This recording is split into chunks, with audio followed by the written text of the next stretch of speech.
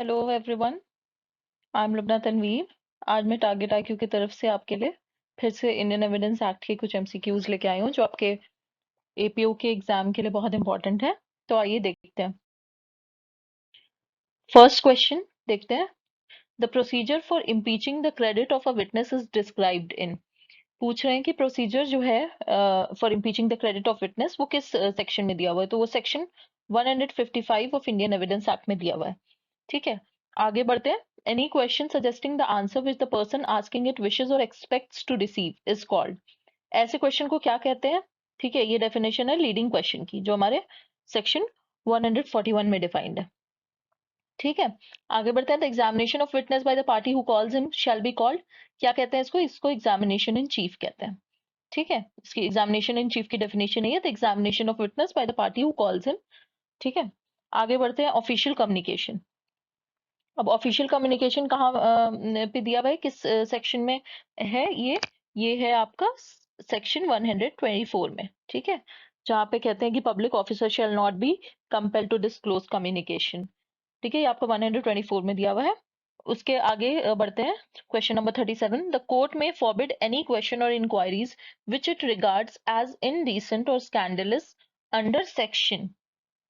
ठीक है, तो ये आपका सेक्शन 151 में दिया हुआ है। इसका ये कहता है, ये प्रोविजन कहता है कि कोर्ट जो है वो फॉरबिड कर सकती है कोई भी क्वेश्चन या इंक्वायरीज जो कि कोर्ट को लगता है कि इनडिसेंट या स्कैंडलस है। ठीक है, क्वेश्चन नंबर 38 देखते हैं। Presumption as to powers of attorney is is contained in. किस सेक्शन में है presumption as to power of attorney? Section 85 में, 85 ऑफ इंडियन एविडेंस एक्ट। ठीक है, आगे देखते हैं। Presumption as to electronic agreement is contained in. किस सेक्शन में है ये presumption as to electronic agreement? ये है section 85A of Indian evidence act. ठीक है, आगे देखते हैं। A is tried for the murder of B by poison. ठीक है, ए को ट्राई किया जा रहा है for the murder of B जो कि पॉइजन से उसकी डेथ हुई है। फैक्ट क्या है? The fact that before the death of B A procured poison similar to that which was administered to B is relevant under section. अब ये कह रहे हैं कि फैक्ट ये है कि just before the death of B A ने पॉइजन खरीदा था, वही सिमिलर काइंड का पॉइजन जिससे कि बी की डेथ हुई है। तो ये किस सेक्शन में रेलेवेंट होगा? ये रेलेवेंट होगा आपका सेक्शन 8 में, क्योंकि ये ए के कंडक्ट को दिखा रहा है। ए के कंडक्ट को दिखा रहा है तो conduct is relevant under section 8। आगे देखते हैं। Question number 41।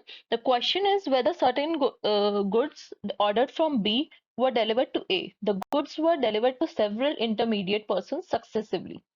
ठीक है, each delivery is a relevant fact under section. पूछ रहे हैं कि जो डिलीवरी हुई है वो किस सेक्शन में रेलिवेंट फैक्ट होगी? तो वो सेक्शन 6 में रेलिवेंट फैक्ट होगी। आपका जो रीजस्टे का कॉन्सेप्ट है सेक्शन 6 में, जिसमें कि ट्रांजैक्शन जो है, सीरीज ऑफ ट्रांजैक्शन जो होता है वो रेलिवेंट होता है। तो ये जो सक्सेसिवली डिलीवरीज हुई हैं वो उसी ट्रांजैक्शन का पार्ट है, तो वो सेक्शन 6 में रेलिवेंट होगा। क्वेश्चन नंबर 42 देखते हैं। If a document is required by law to be attested it shall not be used as evidence until dash attesting witness at least has been called for purpose of proving its execution.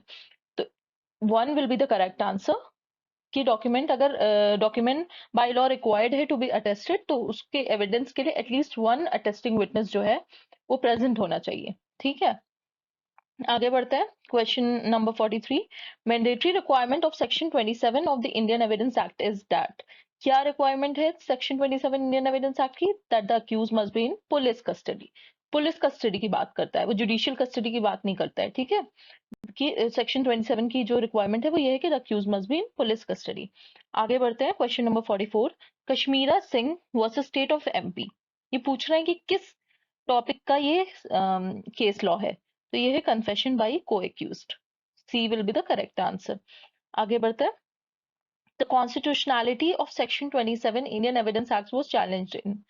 ठीक है, तो किस case में ये challenge हुआ था? इसकी constitutionality जो है section 27 of Indian evidence act वो किस केस में हुई थी? तो वो state of UP versus Deoman Upadhyaya का केस है, उसमें चैलेंज हुई थी इसकी कॉन्स्टिट्यूशनैलिटी। ठीक है, आगे देखते हैं। A sues B for trespass on his land. B alleges the existence of a public right of way over the land which A denies. ए ने सू किया बी को फॉर ट्रेसपास। ठीक है, बी अलेज कर रहा है कि उसके पास राइट है। The existence of a decree in favor of the defendant in a suit by A against C for a trespass on the same land in which C alleged the existence of the same right of way is, पूछ रहे हैं ये क्या relevant होगा but not conclusive proof होगा but not relevant, तो इसमें answer क्या होगा? आंसर ए होगा। relevant तो होगा but ये conclusive proof नहीं होगा। ठीक है, क्वेश्चन नंबर 47 देखते हैं। The expression dying declaration means, जो एक्सप्रेशन है डाइंग डिक्लेरेशन जो आपका सेक्शन 32 क्लॉज 1 में दिया हुआ है, तो ये जो है इसके माने क्या होते हैं?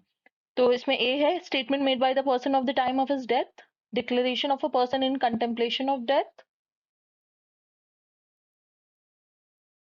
statement of the deceased person as to his cause of death, declaration of a person on the deathbed about disposition of his property। ठीक है, तो इसमें क्या आंसर होगा? इसमें सी आंसर होगा। C will be the right answer, क्योंकि यहाँ कॉज ऑफ डेथ की बात हो रही है। ठीक है, cause of the death is keyword, यहाँ पे आपको याद रखना है, कॉज ऑफ डेथ की बात कर रहा है सेक्शन 32 क्लॉज 1। ठीक है, तो डाइंग डिक्लेरेशन का मतलब क्या होगा? Statement of the deceased person as to his cause of death.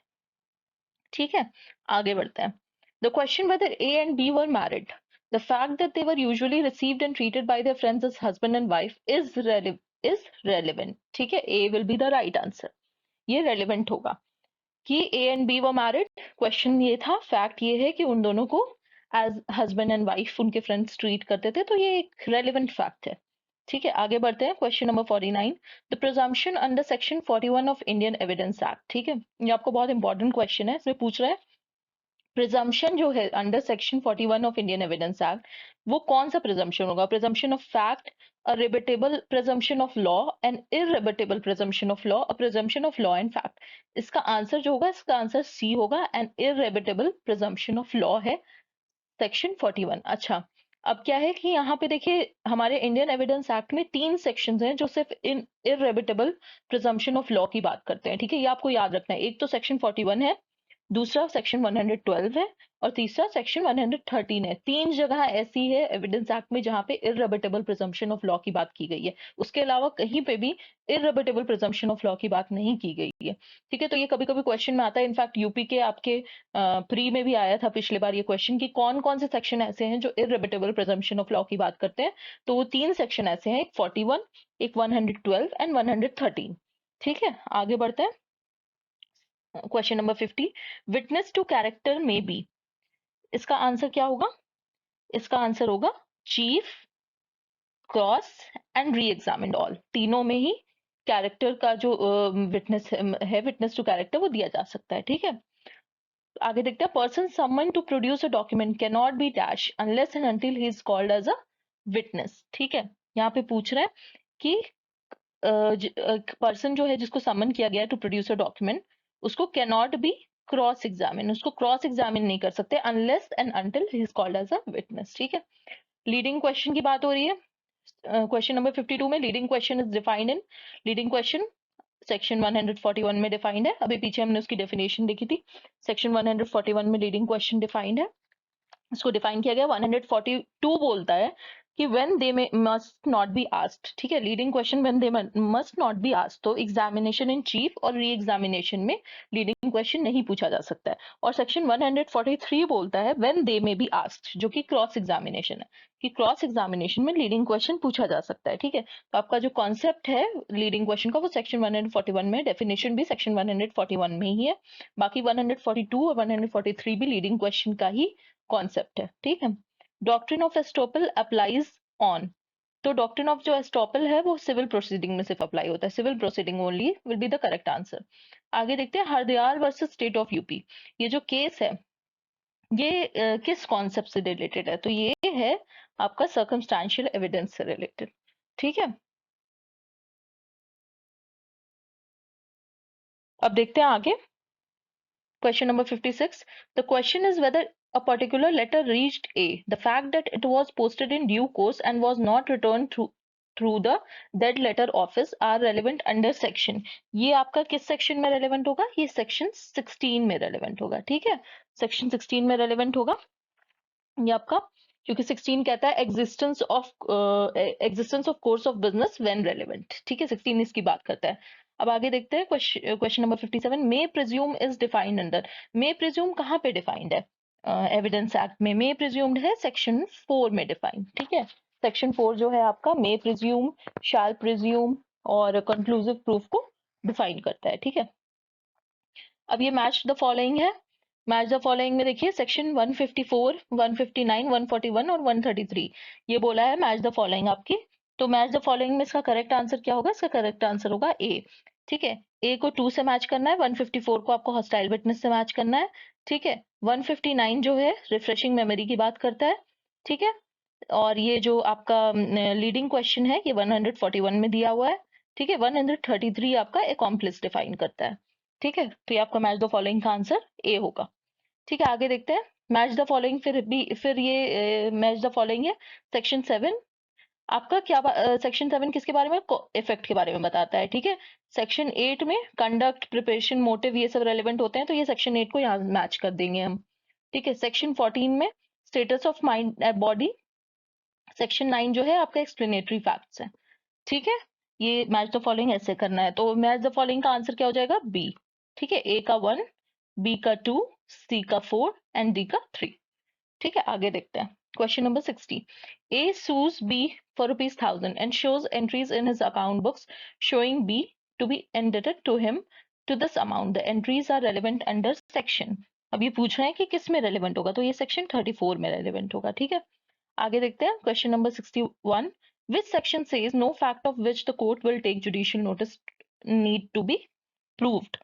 ठीक है, तो ये सेक्शन 56 कहता है no fact of which the court will take judicial notice need to be proved. ठीक है, जुडिशियल नोटिस जिसका कोर्ट ने ले लिया ऑलरेडी जिस फैक्ट का, वो प्रूव नहीं, उसे प्रूव करना जरूरी नहीं है, सेक्शन 56 कहता है। आगे देखते हैं 62। When the court has to form an opinion as to the electronic signature of any person, the opinion of which of the following is relevant? तो इसका आंसर क्या होगा? इसका आंसर होगा D, certifying authority which had issue electronic signature certificate.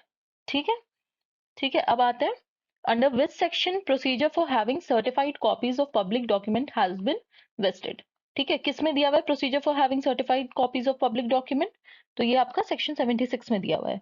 ठीक है, section 76 में दिया हुआ है। आगे बढ़ते हैं which of the following section of the Indian evidence act defines public documents. कौन सा सेक्शन है जो कि पब्लिक डॉक्यूमेंट्स को डिफाइन करता है? तो वो सेक्शन 76 करता है। ठीक है, आगे बढ़ते हैं rules as to notice to produce document are given अंदर किस सेक्शन में ये आपका जो रूल्स है as to notice to produce documents ये जो है ये दिया हुआ है? तो ये सेक्शन 66 में दिया हुआ है। ठीक है, आगे बढ़ते हैं A is tried for the murder of B by intentionally shooting him dead. The fact that A was in the habit of shooting at people with the intent to murder them is. ये पूछ रहे हैं कि ए को B के murder के लिए try किया जा रहा है और ए की आदत है, फैक्ट है कि ए की आदत है लोगों पे शूट करने की with intent to murder them. तो ये क्या रेलेवेंट होगा या इररेलेवेंट होगा, इनकंसिस्टेंट होगा या नन ऑफ द अबव? तो ये इररेलेवेंट होगा। ठीक है, ये इररेलेवेंट होगा।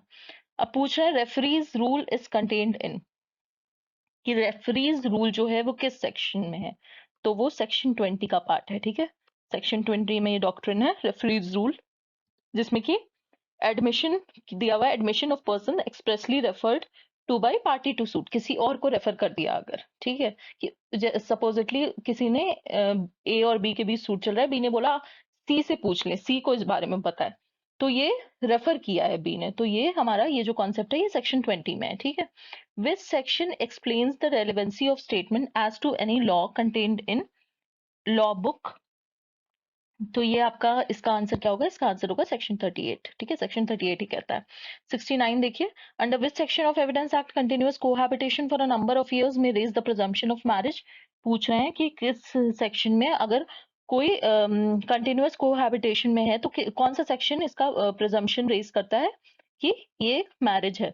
तो ये सेक्शन 50 रेज करता है। ठीक है, section 50 of Indian evidence act. आगे देखिए लास्ट क्वेश्चन है, which section of the Indian evidence act is related to dowry death. Dowry death से कौन सा सेक्शन रिलेट करता है? 113 बी। ठीक है, 113 बी जो सेक्शन है वो आपका डाउरी डेथ का है, प्रिजम्पशन ऑफ डाउरी डेथ। ठीक है, तो ये क्वेश्चंस मुझे आपसे आज डिस्कस करने थे। Thank you so much.